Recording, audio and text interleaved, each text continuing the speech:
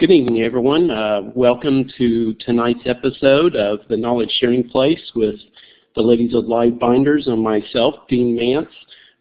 As many of you know, our guest tonight will be Kelly Tenkely of iLearnTechnology.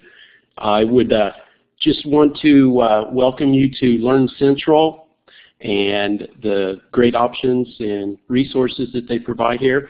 We're just starting the show off with the banner to just remind you, for those of you that may be new to our show, about with the Knowledge Sharing Place, that we will always be here. We'll be here once a month at this point, but we'd like to welcome all of you.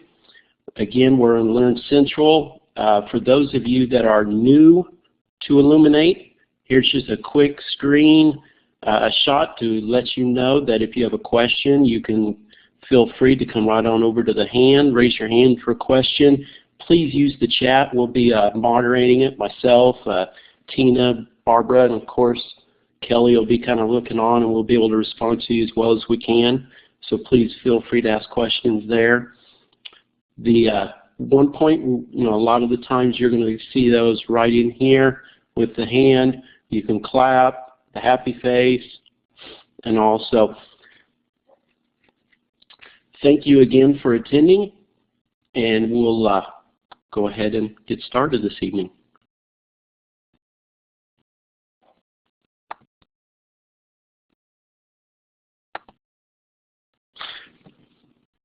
So thank you again for attending, everyone. Well, we could tell we have some popular folks that will be speaking this evening. We're up to 31 participants and growing. This is the largest number we've had to this time. So I would like to introduce Tina Schneider and Barbara Tallent of Live Binders. How are you doing, ladies? Hey, Dean. Hi, everyone. Tina. I'm doing pretty good. A little bit tricky start there, but so far so good. We don't really have 48 slides to show you. We really only have 14, but I think Dean already explained what happened earlier. And looking forward to talking with Kelly. Well, let's go ahead and get started. I'd like to introduce Kelly Tenkely from Colorado and of iLearnTechnology. How are you doing this evening, Kelly?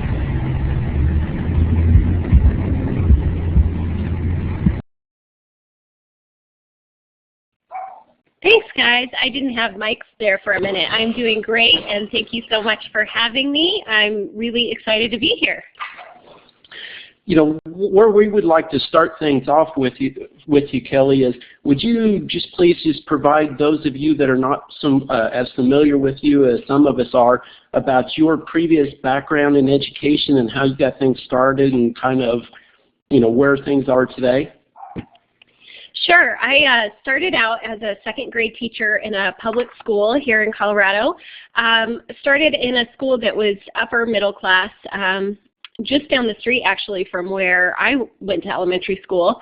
And it was a really, really hard first year. In fact, I thought at the end of that year that I had chosen the wrong career path, and was nearly convinced to get out of education altogether. I just had a really hard class. I had a lot of kids who were being abused. I was in custody battles and all kinds of things, and the administration was not in the picture, not helpful. So it was a really rough start and a wake-up call to everything that's wrong in education right now. So after that, I left that school and took a semester off. I actually thought that I would pursue something different, but I was a newlywed and needed to have a job, so I went and applied at a local private school.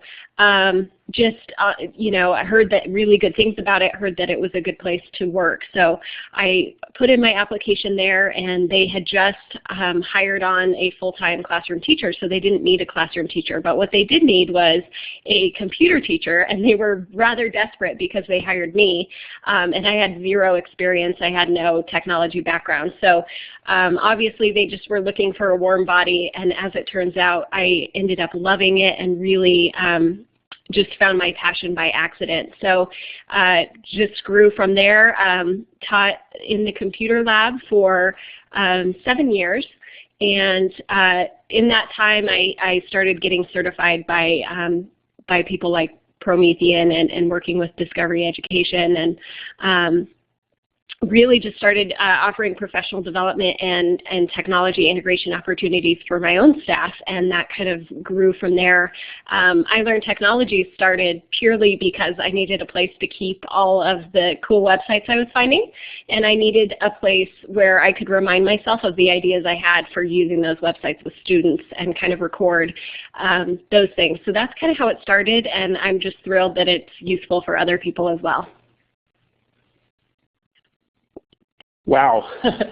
You know, I would have never guessed that you didn't have any background or, you know, interest in the beginning in technology. I mean, as I sit here and just in awe going, wow, look at these resources and everything. So we'll add just a little extra impression to that. So yeah, I get a lot of that. I get a lot of questions of, you know, how can I get to the place that you are? And I'm going, I don't have a path to follow. I didn't do it the regular way. So it was just very serendipitous that it all worked out the way it did. Well, and you know, kind of taking that scheme of where you kind of had to learn on your own, obviously with a lot of us here tonight, we've kind of learned a little bit about you and several of the others that are listed in the participants list over here, kind of starting with Stephen over there with Web to a Classroom. But, you know, when we take in consideration Twitter, you know, and that's how I came about learning about you, and I learned technology.com. You know, we have a lot of interesting conversations, and one of the conversations actually you and I kind of had was on a Ed Chat. And those of you that do not understand Ed Chat, that's like on Tuesdays. And we use the Ed Chat tag on Twitter, and there's a lot of different ones that are out there, but the one that was kind of coming up just before Christmas, and Stephen could probably be in on this one too, is the discussion about, you know, digital natives and digital immigrants. And you made a great point in kind of clarifying what a digital native and digital immigrant is, going back to the true definition. So would you, for those of us in here that are participating that may not have a clear understanding between digital immigrant and digital native, you want to kind of go back and touch on the true definition of those? Sure. I'm actually fell in love with that phraseology because I learned about Mark Perensky, who kind of coined the phrase in an article that he wrote. And I just fell in love with it because at the point I was, obviously I was not from the technology background, so the point I was working from the side of trying to get an administration and teacher buy-in, it made perfect sense to me. You know, we were seeing these kids, and the administration kept saying, well, why are these technology skills so needed? And for me, reading that article, it was like this said perfectly why this is needed for our kids today. So Mark Perensky actually wrote about digital natives and digital immigrants, and it's kind of come to mean, the terms kind of have been hijacked over the years, and people think that means that kids come out of the womb knowing how to use technology, and that's not really what he was aiming towards. He was talking about the different worldview that kids have now than they've had in the past. And I kind of took it a step further in the blog post I wrote, and even kind of talked about how we, every generation has digital natives and digital immigrants. It's not really a new thing. Oh, somebody says they're hearing an echo.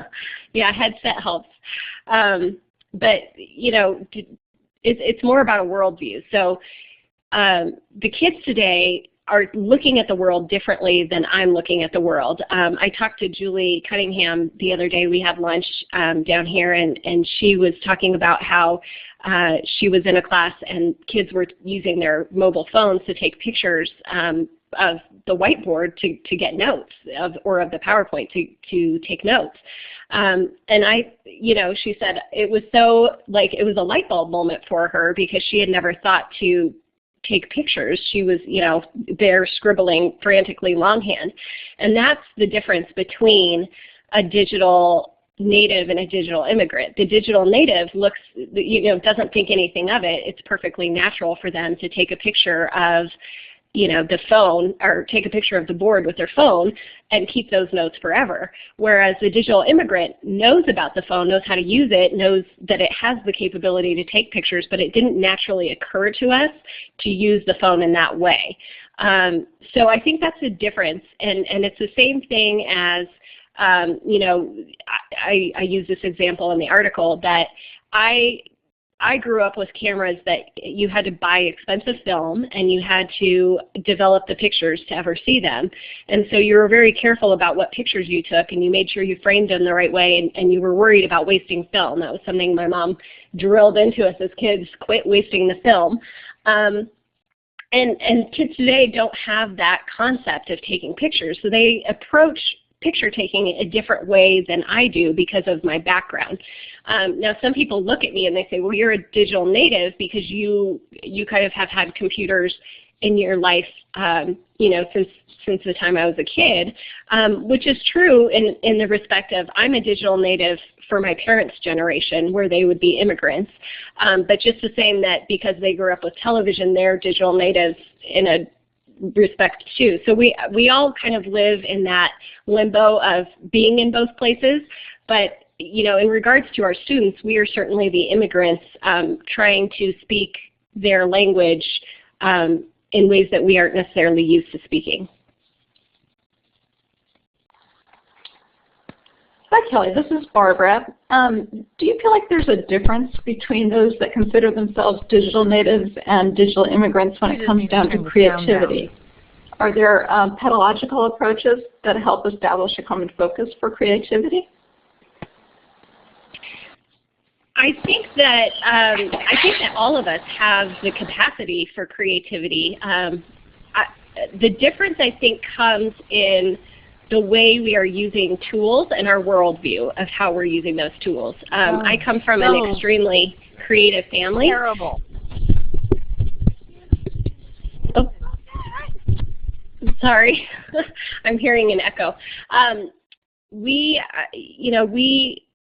think that it isn't a question of who's more creative. I think that we're all creative in different capacities. I think it's just that we're viewing that creativity from a different worldview.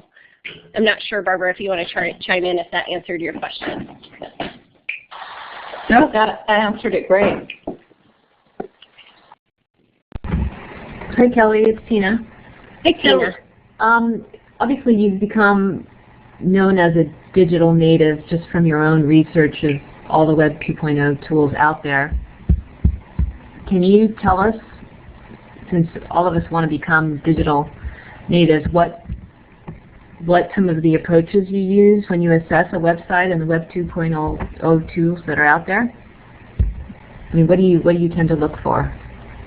Absolutely. I think that the only thing that differentiates me from anyone else in the world is that I have an insatiable curiosity. I want to learn. I just love it. I want to learn everything there is to learn. And I think that curiosity brings me to a place where I'm constantly looking for resources. I'm constantly looking for ways to use technology, even technology that isn't necessarily created for the classroom. I want to find ways that it can be used in the classroom in new and interesting ways. So with that in mind, the way that I generally find tools is, I'll do searches for things. I subscribe to thousands of blogs, so I'm constantly looking for things. I have a lot of Google alerts that I have, tags that send me emails every time something new is created. Obviously Twitter is huge for that, and I'm constantly favoriting things on Twitter. So that's how I kind of hunt things down. And then I can't ever keep up with my reader either. I think that what I end up doing is I test them out with kids. I use them with kids, and if it seems like they work, that's what makes it to my blog. So, you know, I get these ideas, and sometimes I think it's the most brilliant website I've ever seen, and I bring it to my class and it's an absolute dud. So it really, I think, makes a big difference when you put it in front of the digital natives of today, when you put it in front of that worldview and you say, you know, how does this look? And if it holds up, then it's worth putting on my blog. It's worth sharing with others. So I just, you know, I am constantly testing it with my students. What I love is I'll think it has one use, and my students will come up with a completely different use. So that's always a wonderful discovery for me, and just shows their creativity. So that's generally how I go about, you know, testing things and doing things. Some of my resources that I share are too far above my elementary students. They're, you know, either created for students who are older, and those I really just, you know, explore ways that it could be used and share those.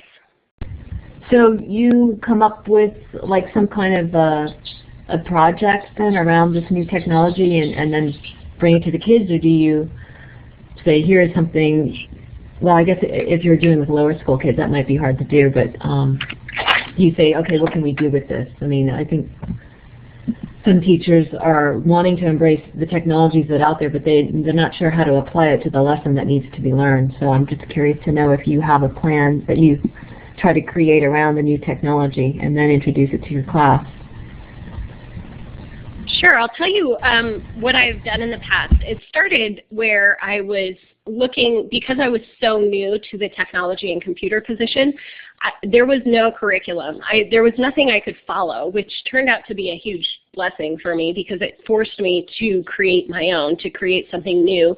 I've never been one to be happy just to teach typing or to teach just reading. I want things to feel, I want learning to be authentic. I want learning to be life.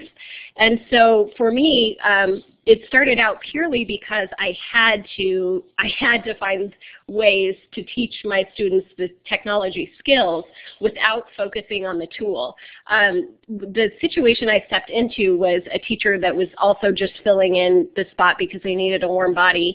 And he was very much of the mindset that, you know, I'll teach them how to use Word, and he led them through the steps of how to use Word or PowerPoint, or, you know, we'll type 1,000,000 words until you learn how to type.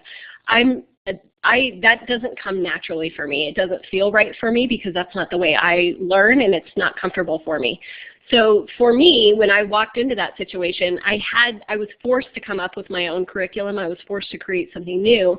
And in doing that, I would say, okay, I know my kids need to learn how to use a word processor. How can I teach them how to use a word processor without just teaching them this tool? Because another part of me goes, I don't want to teach them how to use Word, because when I was a kid, I learned every single in and out of ClarisWorks, and it doesn't exist today. So for me, let's not teach them how to use a tool. Let's teach them the process of how to use a word processor, and let's do it in an authentic and engaging way. That kind of transformed, you know, each year changed how my approach to teaching that, because I kept finding new tools. I kept finding new ways to teach the technology through different authentic projects.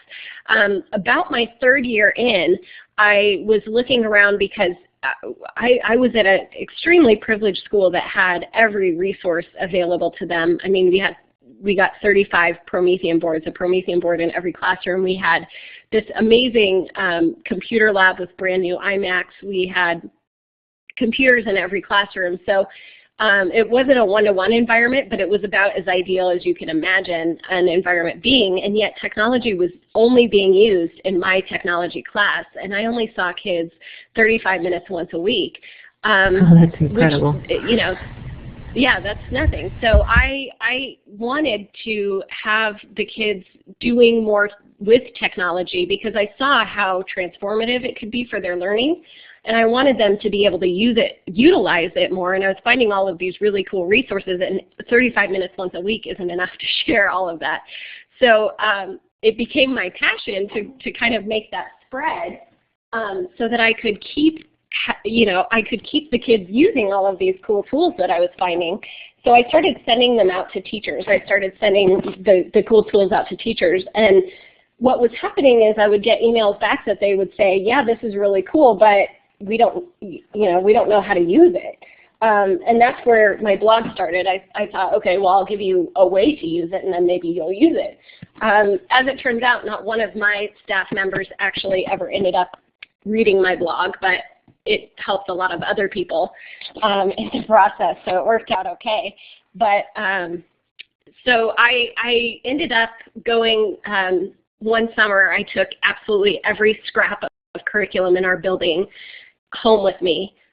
So I went through all of our science, all of our math, all of our social studies and reading. I went through every bit of our curriculum, and I made these technology guides for the teachers that made it dummy-proof. I took every bit of what they had, and I said, here's how we can tie technology into it. So, you know, it really was me trying to take on the world with that project. And some teachers used it and it worked out great, and there were some that dug in their heels and refused to use any technology. So, you know, it was good. It was a good practice for me, and it forced me to kind of take that on and collect all of that and tie it to the curriculum and what was happening in learning. So the teachers in your school or in your district are the ones that you shared that with, the curriculum integration with, or you shared it with everyone through your blogs? Tina, can you repeat that? Sorry, my headphones fell out. No, I was just curious to know, you know, you went to all this work, which I think is great and very important, going through all the curriculum and trying to figure out how do you integrate, you know, these tools with that. And I just wasn't clear if you had shared them with other people other than those at your school. Yeah, a lot of what I collected, a lot of what you see on my blog is what came directly out of those technology guides. I think I posted, we use Treasure's reading curriculum, and I posted those reading guides directly on exactly what I made for the teachers. I posted those on my blog in a couple different places. So a lot of it was that. Some of it, what was disheartening is as I was going through all that curriculum, I realized that there was a lot of, it was pretty disjointed what we were teaching kids. In our science, for example, every single grade level was planting beans and growing these beans, and from K to 5 it didn't change. So a lot of what I did ended up uncovering these pitfalls in the way that our curriculum was done, because we just didn't have a curriculum coordinator or anyone to look at that before. So some of what I shared was just, you know, let's stop growing beans and let's scale this a little bit better. So that's what I ended up doing was kind of trying to get it to scale better for our teachers, you know, helping it to scaffold better for students so that they were learning something new instead of, you know, that repetitive, every grade so excited to plant a bean. So then would this be a good, so are your digital blooms a part of that, and is that something that we should show right now? Yeah, actually I created the digital blooms for my students. The first one I created was the peacock, that one right there. And the reason I created that is because as I was pulling all that curriculum over that summer, I started to think, you know, we don't teach kids enough about their own thinking process. We don't teach them enough about why they do what they do, and I think that's really important. When I was a student, I remember learning, you know, math concepts and all of these things, but not really understanding how it fit into learning. And so I think it's important, you know, as teachers we look at it and it makes sense because we have the whole scope and sequence in front of us. But for students, they're not always seeing the way that builds on itself and how it should build, how they can increase their learning, how they can think about their own learning and thought process. So I built that first peacock for my own classroom, for my computer lab, and you know, each time we did something, I would show kids what where it falls on Bloom's taxonomy, and we would talk about the learning that was happening with that. So I posted that in my classroom, and the kids loved it. They, I got great feedback, and so the other Bloom images that I have actually were all recommendations from students saying, why don't you make a tree? Why don't you make an umbrella? Why don't you make a pinwheel? So all of those that you see, I created those for my classroom. I shared them with other teachers. They use them or not. But I really created those for my students so they could see how the tools we were using fit into the bigger scope of learning. So I like this. I mean, I love your diagrams as well, your mapping. It's great to break down the process of learning. In this diagram here, it's really hard to see what the raindrops are saying, and I think they're actually really good points that maybe you could go over a little bit, like remember and understand. Like understand, you've got outline, I think, and explain. Mm-hmm. So you don't have to go over all of them, but just kind of explain the concept and with verbs, I think. Sure. I had the kids, we actually came up with those together, and also I pulled from a few other Bloom's taxonomies, so those aren't all mine. But those got pulled purely because we needed to, for kids, those concepts can be really hard to understand. Just remember, what does that mean?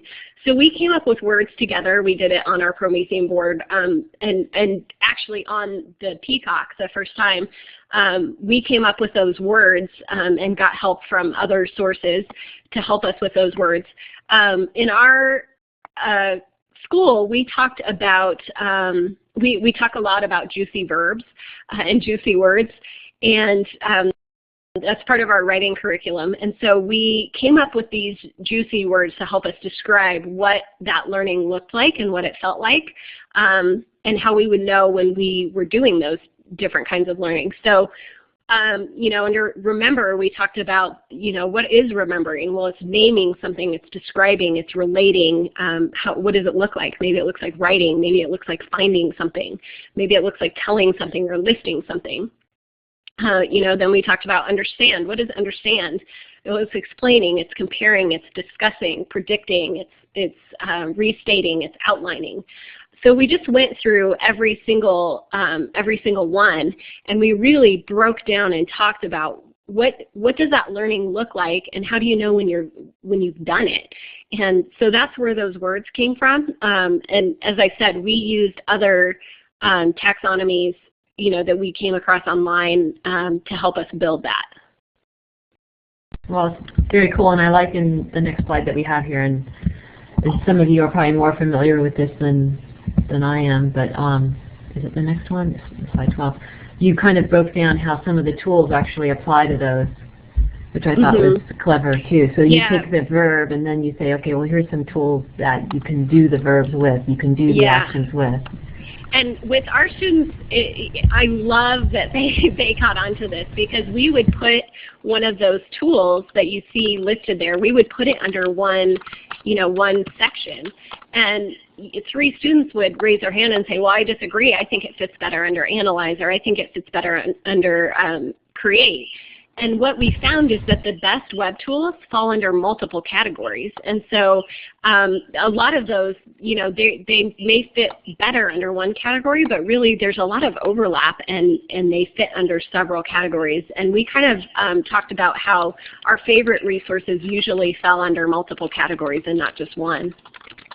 Very interesting. And the whole process of doing it with your students is great. Critical thinking skills as well. So we have, I think, Barbara, you were going to ask a question. I think it's on this slide too. So obviously teachers are driven, I'll just do it since I'm on the mic. Teachers are driven by the standards, rigid education standards. So wondering how using those sites with students to promote creativity, do you have any strategies that can help educators who are on their own, who have to deal with these rigid standards? What can they do? I mean, you yourself look through curriculum, but do you have any approaches that work best? Yeah, I think standards are tricky because we feel so enclosed by them, but I don't think that they have to be so restrictive as we make them. I think we make them restrictive because we think of that learning in terms of, you know, this meeting a standard, and then how is the standard going to show up on a test, that kids need to learn certain verbiage so that they can answer the question when it's on the test, because at the end of the day, that's where it ends up. That's where we prove that they know what we've taught. I think it's free. What frees me is realizing that if we're doing a good job with our teaching and learning practices, that it doesn't matter. It doesn't matter how we're teaching and how we're going about the learning, that the end result is that standard has been met. So for me, that's a little bit freeing just to think about it differently. And I think within those standards, when you're looking at it with that mindset that I'm not teaching this so that they can perform on the test, but I'm teaching this because it's important for learning, that frees you up to teach it however you want. And that's kind of how I approach it is, you know, most of the websites I share can be used in multiple ways, in multiple subjects, in multiple areas.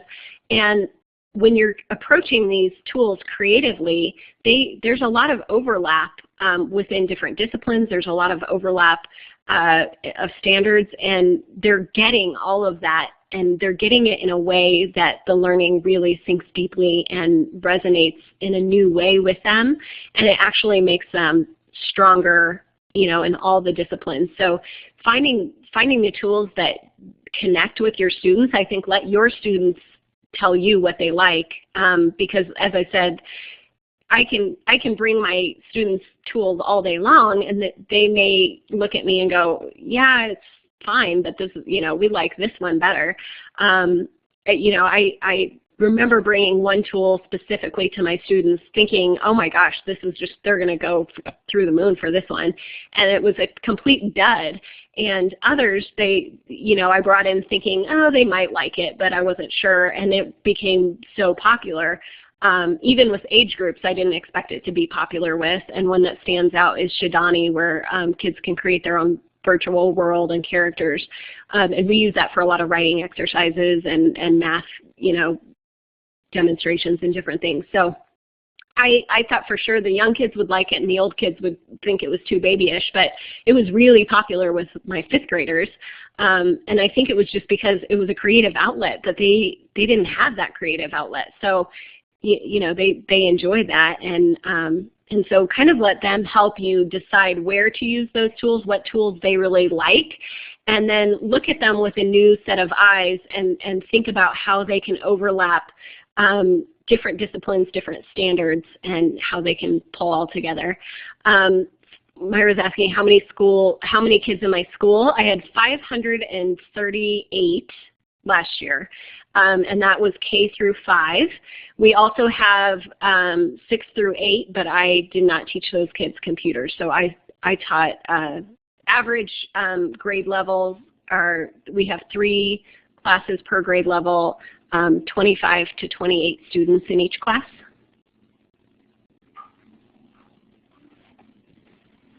You know, one thing that, you know, like you're bringing up, and we've talked with Stephen with this, and even Mike Fisher also, and some other stuff, but, you know, this is the one thing that I always kind of come across is, you know, working with pre-service students, you know, at the college level, and looking at them and trying to provide them open-ended, you know, projects where, okay, we're, you know, here we're talking about digital stories and try to explain to them digital stories, and we give them a lot of options to choose.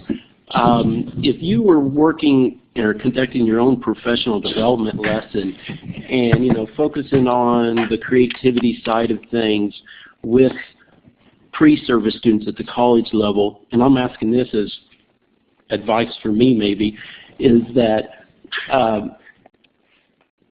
you know, if you were to give them a list of options, how many would you place on that list for them to go out and experiment with, and then come back and explain or review, write a little review post about it? It's interesting because my first inclination is not to give them anything and have them bring something to me and share those among each other. The only reason, and this is probably the reason nobody does it that way, is because we have so many time constrictions that, you know, in the ideal world, I would have had my students much more than 35 minutes once a week, and in the ideal world, I wouldn't have even had students in a computer lab because technology would be so well integrated that that was just part of their learning.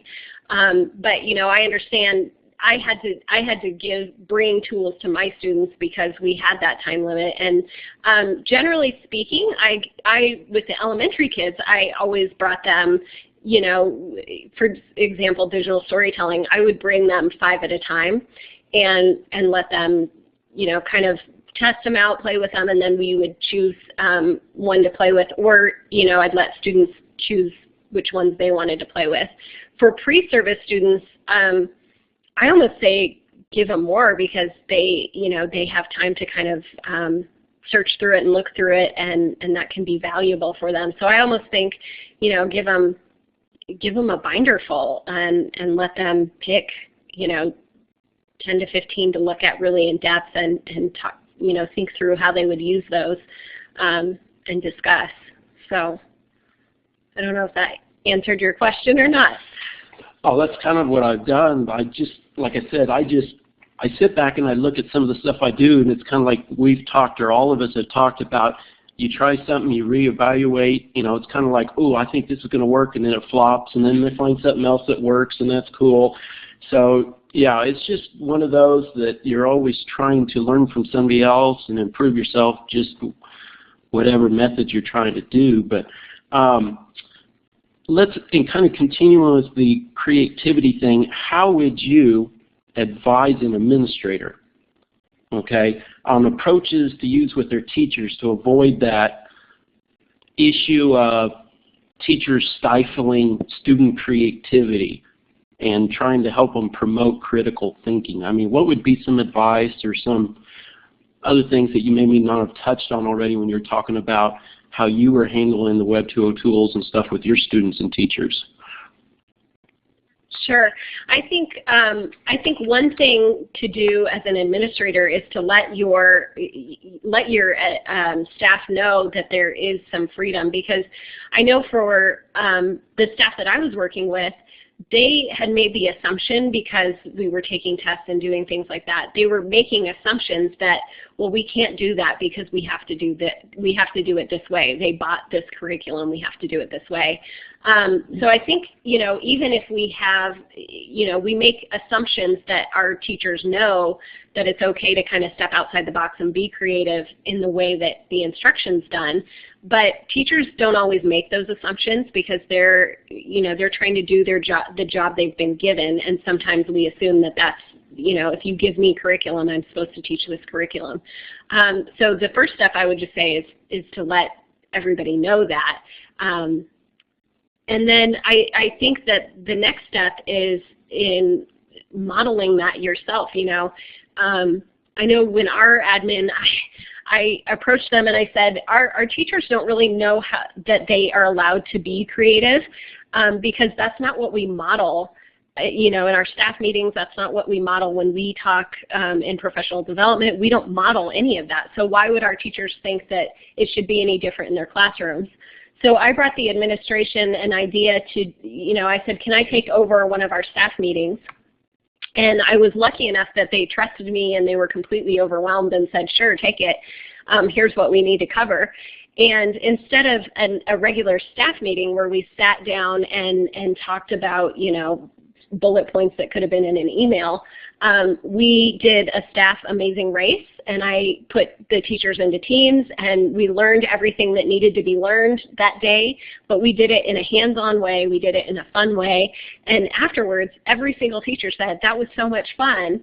And we kind of debriefed at the end, and I said, you know that we can do this with kids, right? We can do everything we did right here with our students. We can do these more hands-on type, you know, where they're constructing their own knowledge. Just the way that you appreciated it over our regular staff meetings, your students will appreciate that over opening the book. So I think it's really just allowing your teaching staff the freedom and letting them know that they have that freedom, because as I said, I think that we all make assumptions about this is the way school looks and we have to do it this way. Okay, I think what I'm going to do right now is I'm going to share my desktop, Kelly, and we're going to bring up your Bloom's binder and then let you just kind of explain it to everybody and kind of walk them through, and I'll hit the tabs and I'll for you wherever you want to go. For those of you that are kind of following along in the chat window a little ways back up, I went ahead and put in the link to this binder that we're getting ready to show you. I'm seeing just a few questions in the chat that I want to answer. Go for it. Yeah, the Amazing Race and the staff hands-on things that I did, I post all those on my blog. On the right-hand side of iLearnTechnology, you'll see a category search, and you can actually choose, as many categories and parameters as you want, and it'll pull up results for that. If you look at professional development, you'll pull up some of the things that I've done. I've also did Webspiration Wednesdays with the staff. Again, I never ask permission to do anything. I just do it and ask forgiveness later if it offends somebody, because there's so much red tape in education that I'm not willing to wait for that. There's a sense of urgency in education because we're dealing with kids.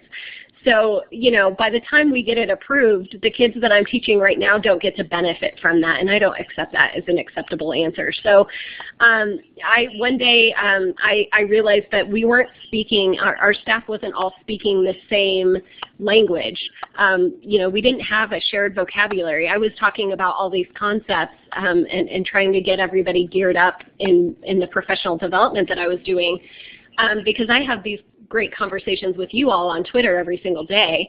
They don't have that same shared vocabulary, and so when I realized that, I started thinking about ways that we could build that up, and I started Webspiration Wednesday, and all that is I asked the librarian if we could use the library for lunch, and she said sure, and we threw a TED Talk up on the video, up on the whiteboard, and I just invited everybody to come and watch the TED Talks with me, and we now have a shared common language that we, when we talk about these ideas, we're all operating from the same place. So, yeah, you can find all of that on iLearnTechnology. Professional development should pull it up. All right, is everybody seeing her digital Bloom's taxonomy binder right now? Smiley face. Are you guys seeing that? I see it. Okay. All right. So go ahead, feel free to kind of walk through, and I'm going to be your chauffeur, I guess you'd say. That sounds great. So this first link here is just a link to all the different images. It's the Bloom's taxonomy. I call them Reimagines because I just reimagined what Bloom was talking about. Usually Bloom has a hierarchy that you see, with creativity being the highest on the hierarchy. And I kind of don't like that because I think that all learning is equally important, and I think there's so much overlap. That's why you don't see a hierarchy in anything that I do. So in all my Bloom stuff, I've got the verbs that we came up with, what it looks like, and then just pictures of the different tools that we used with my students, and bearing in mind I only get to see them 23 times during the school year for 30 minutes at a time. So we go pretty quick, and that's, what you see there, that's a lot of tools for 23 times, 30 minutes a piece. And a lot of those they take home and get really excited to use at home.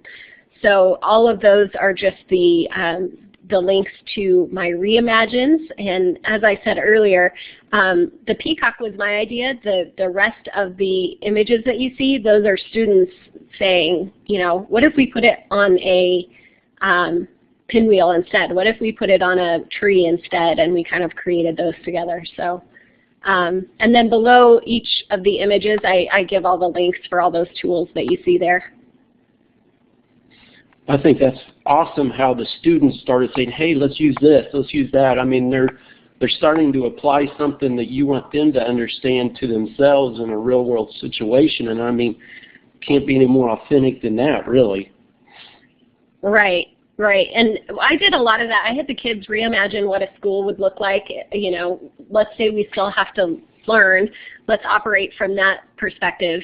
You still have to learn, but tell me what your school would look like. And as they were imagining that, they were learning how to blog, they were learning how to build websites, and they created commercials on iMovie and Keynote. And so I think there's a lot of creative ways to get that learning in there without, you know, just teaching a tool. And the kids appreciate that. I agree. Okay, now where would you like for me to? If you just want to kind of go through the remember, understand.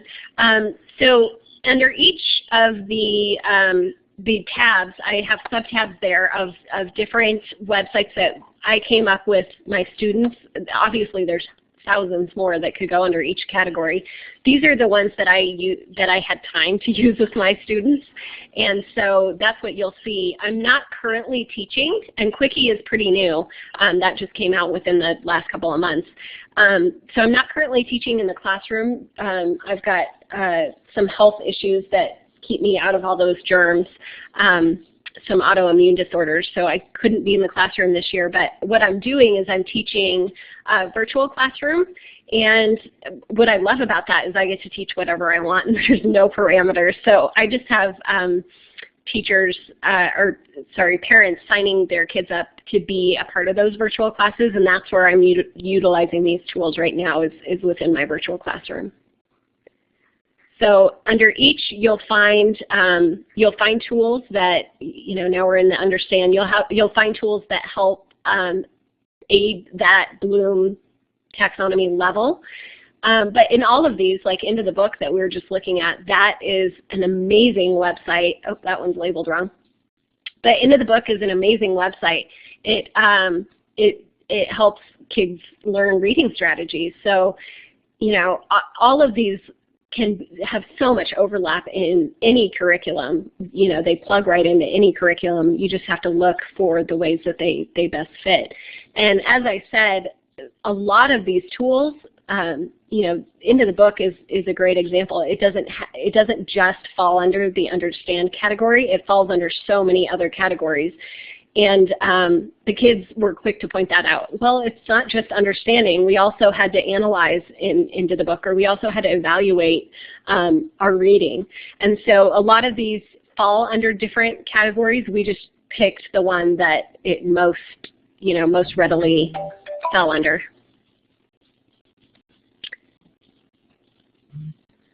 So apply, same thing. And it's funny because the kids, when you ask them the difference between apply and create, they don't really see a difference. They see creating as apply. Anytime you create something, you're applying what you've learned in some way. So when we talked about this, it was really hard for the kids to not put everything that was under apply also to create, because they really see those two as one and the same. And analyze and evaluate kind of feel that way too.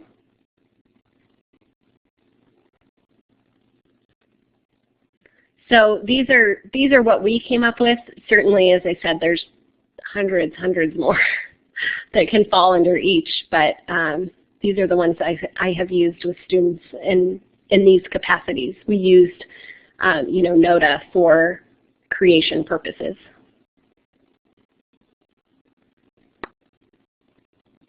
Now, Nota's new to me. Is this kind of like Glogster or something, or? It's kind of a mix between Glogster and like a wall wisher. It's a place to brainstorm. We used it for brainstorming with classes. We actually used it for a brainstorming session of if we could have our own school, what would it look like?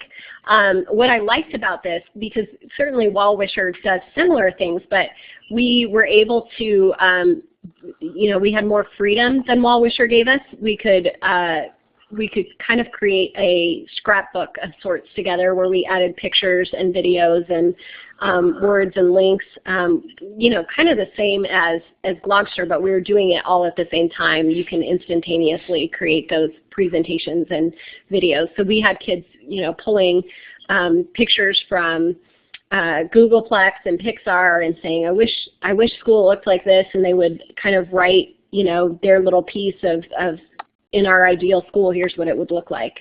And we kind of mashed it all up in one place. Okay. Are there any questions out there in the participants from you guys for Kelly or anything? I think I'm going to...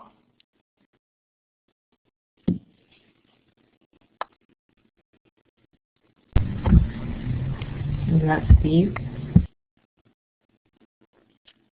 I can't tell who it is because my window's not big. I think it's Stephen. Go ahead, Stephen. Scroll through. So Kelly, one of the questions that I always get a lot, especially from elementary teachers, is kindergartners can't use the computer. Kindergartners can't have computer time because they're too little. One of the battles I faced in another district was the teachers didn't want kindergartners to have individual logons, and I thought, well, what a perfect way to teach kids to the, you know, responsible use of technology than having their own login rather than a generic. So what do you say to teachers who say kindergartners can't use the computer, or we can't teach kindergartners computer skills?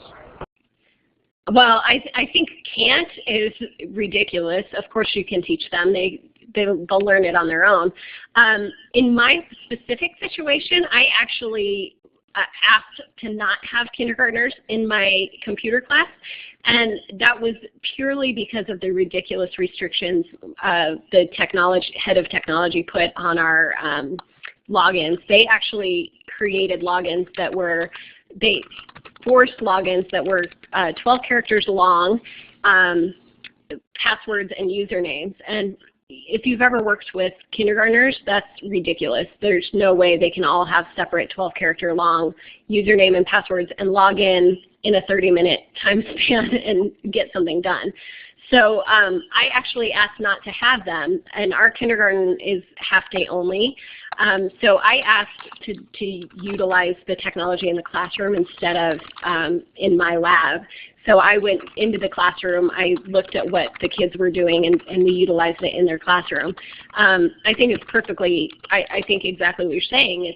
It's ridiculous to think that they can't do it. Of course they can, and it's the perfect opportunity to teach them the correct use of technology and how to log in, how to get in and create a password and do all those things.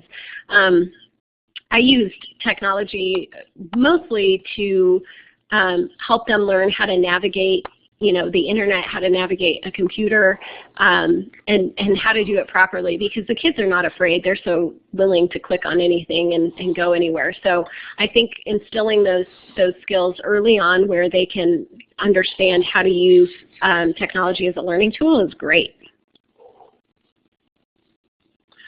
I know what you're saying there, because my 6-year-old's in kindergarten, and he comes home, and I think he knows how to definitely handle the touch and some stuff better than even I do. He's always grabbing our stuff and getting after it. Yeah, and hard thing with, I think this speaks more to the kindergarten program where I was than anything else, but one of the really difficult things for me was just what I'm seeing here. The kids couldn't find the letters on the keyboard, but I had a lot of kids who couldn't spell their own names, and I think, as I said, I think that speaks more to our kindergarten program than anything else, because there's no reason that they couldn't have found the letters, that they couldn't identify the letters. They should have been doing that. So I certainly think that it's great to start them out early and to teach them the proper use, and teach them that technology is great for learning.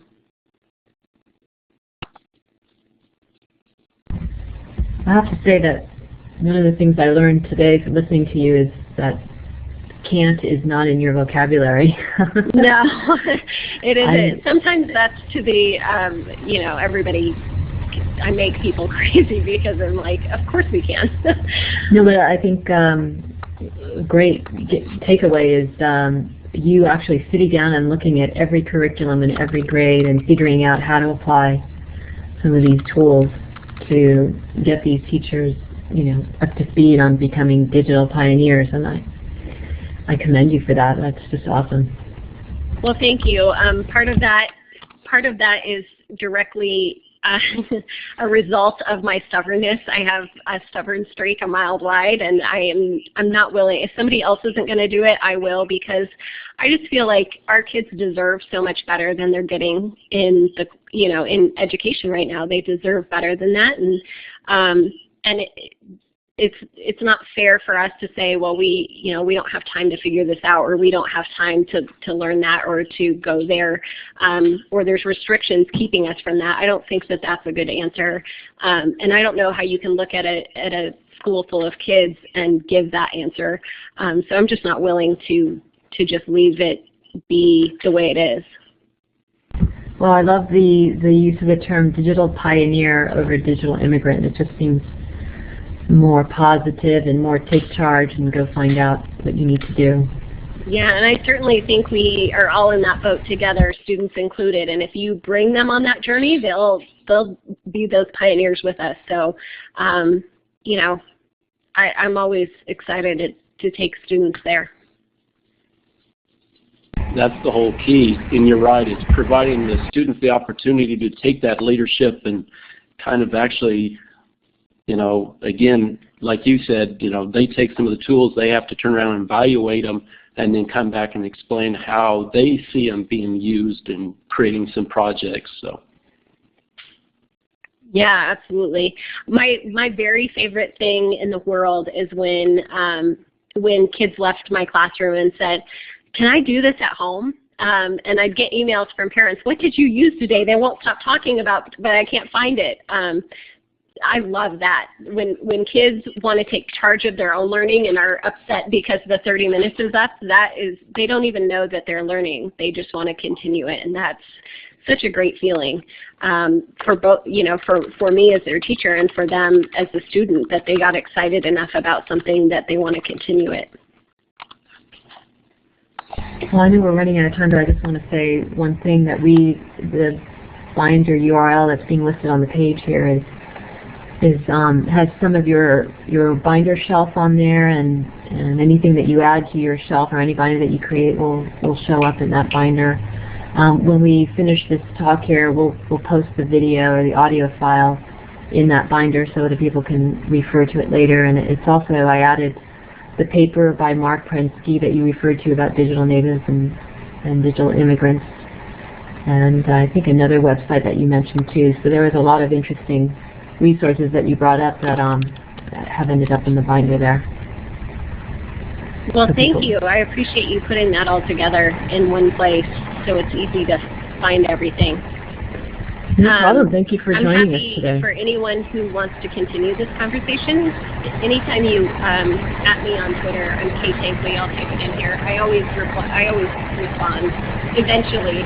So please, if you have questions that didn't get answered, that I didn't see, kind of the chat was flying by here, please feel free to contact me on Twitter, and I'll answer as best as I can. I've got a quick question before this ends. Go for it. All right. I'm a student, actually. I'm in my junior year of high school, and I've noticed a lot in the Northern Virginia area, especially, that teachers are more or less teaching more to the standards of learning tests, and I find it a lot of teachers use that as an excuse not to incorporate technology or be more creative with collaboration in the classroom. I was wondering how you might approach that as a student and try to get the teacher more involved with using technology and being collaborative with learning, and not just teaching to the test, but teaching for knowledge and understanding as education should be. What do you have to say to that? Well, first of all, I am floored that you are joining us. And can I ask how you heard about being here, Jesse? Yeah. So I follow web 2020 classroom on Twitter, because I really feel like education is, has been the same, or kind of has changed a little bit over time, but we really have so much more we can improve on education. And I like using as much technology as possible, and it really helps me learn a lot more and a lot more efficiently than just the basic classroom textbook and desk and chalkboard lecture type style of learning.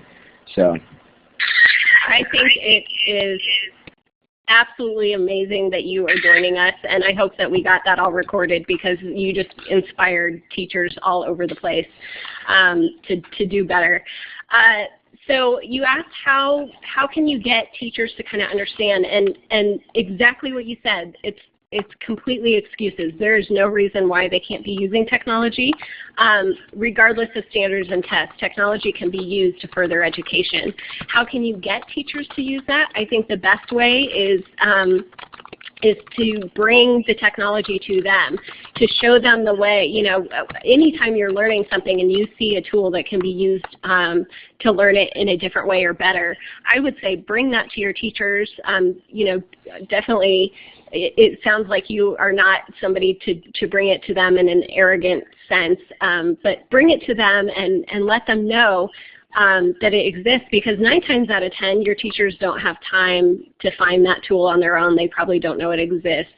And help them imagine ways that it can be used in the classroom. Help them imagine, you can bring them a tool and say, why aren't we using this? But if you bring them a tool and say, here's something I found, here's how it works, and here's how I think it can make the learning that we're doing more authentic, better. I think you just have to bring it in. You almost have to Trojan horse it and bring it in a different way, and just help them understand that you're not bringing this to them because you think they're doing a lousy job. You're bringing it to them because you do believe in education, and you believe that this can help, everyone in the class. Unfortunately, right now you can't count on everybody to just catch up to us, so we kind of have to bring it to them. Does that answer your question? Yeah, that really did, and it really, brings a different perspective in terms of the other ways I've approached. And a lot of things, like for instance, last year I promoted Skype in the classroom with my foreign language teacher, because I felt like we could have pen pals, and instead of using the traditional methods, we could use Skype, and speak with students in France, or depending on the language you're speaking in, and that helps. And I just was specifically in history, I know, because the time that we have to learn everything in is just such a short period of time compared to what it should be, because of the standardized tests in May. So I think that's actually a great point in terms of just going to the teacher and asking and explaining what the technology that I have found might be incorporated in the classroom and its best uses. Thank you. Absolutely. I also just want to add real quick before we end that I'm going to take away your mic because I hear an echo. I just want to add that anytime you have teachers that you're wanting to introduce to this new technology, know that those teachers are there because they want the very best for education. They're obviously there because they have a passion for learning, they have a passion for students, and unfortunately it doesn't always translate because we do have so many demands as teachers.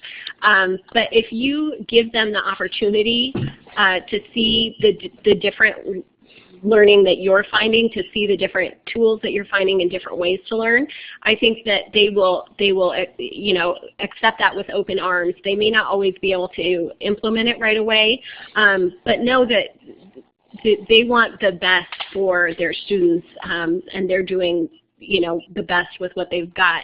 Another great thing to do would be, let them know about the teachers that you're finding on Twitter. Let them know about other people who are passionate about education, and maybe even offer to sit down with them and teach them how to use Twitter, because probably 9 times out of 10 they aren't. So if you can get them sitting down with you and using Twitter along with you and introduce them to these teachers, a great one for history is Richard Byrne, and I'll throw his @RM Byrne is his Twitter handle. So he's a great one to follow, and if you're not already following him, he has awesome resources for high school history. So he's definitely a good one to follow and contact. And obviously, any of us that are in this room right now, I think would be willing to talk to other teachers to come alongside them and help them use these tools. So definitely use us as resources as well, Jesse. Yeah, thank you. And also, I just want to throw this out there as well. I'm actually in the process of starting a social networking web application that can be used in schools. Basically, it'll be the school can get this hosted server application for free, and basically will allow a discussion to be going along with whatever you're learning about in school within the school, so students can collaborate with other students who might know something about the topic or something that you're currently learning about. And it's basically progressive discussions about learning and knowledge within the school, and helps bring the school community together as one, better than just as in classroom to classroom as well. Well, Jesse, one site that you ought to consider in doing that, and many of us in here are currently using it, that it's Edmodo. And it's a education-based one for exactly what you're talking about. And it's simply, you know, the one that simply just, I guess you say, rocks. I mean, it does everything that you're wanting to do, and you can keep it private, you can keep it moderated and all, and obviously it's 24/7, 365 all the time learning and discussion. So. And there's a lot of other features that it goes with, but me being one of them that always enjoys the conversation, and my wife always gives me a hard time for never knowing when to pull away from the discussion. I hate to say this, but we're going to have to pull away because there's another show that's going to be needing this room in about 25 minutes roughly. So we're going to have to, again, thank Kelly Tenkely and thank everyone out of here. Thank you, Jesse, everybody. It was an awesome show tonight. We greatly appreciate it. Tonight we just blew away the numbers. So hopefully we're continuing to address and provide everyone out there the opportunity to learn and be inspired after we kind of come back from some areas where, you know, sometimes we get deflated because we can't get that message across and all. But again, thank you everyone, and wish everyone a great week. And for those of you back east, stay warm, be safe. Thank you so much for having me. I really appreciate it. And Jesse, contact me on Twitter because I have some ideas I'll shoot your way with regards to what you're trying to do. I think we can collaborate and kind of make something happen. So definitely contact me, and everyone else, feel free to contact me on Twitter, and would love to continue the conversation. Yeah, that's the other thing. Like Sri said, we got to get you at least cross-feeding your Twitters or something into Plurk. I should. I don't cross-feed to Plurk. I do to Facebook and LinkedIn, so you can find me there as well. Everything I post on Twitter posts there. But yeah, I'll maybe jump onto Plurk. Yeah, right, Steven. I was getting razzed about that. About why don't you get her on here?